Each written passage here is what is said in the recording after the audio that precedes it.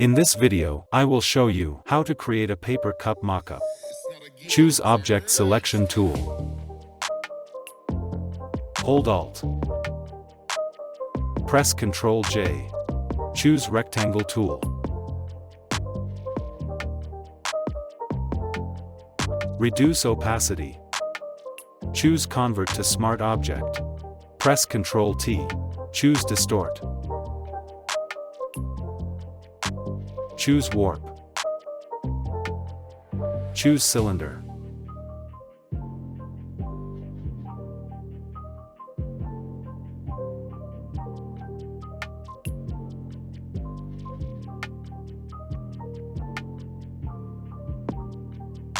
Press Enter. Double-click. Import image. Press Ctrl S. Choose Multiply. Press Ctrl M.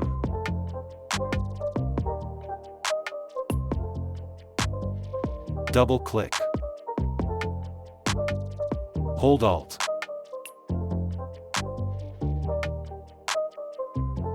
Hold Alt. Before and after. Don't forget to like this video, and thank for watching.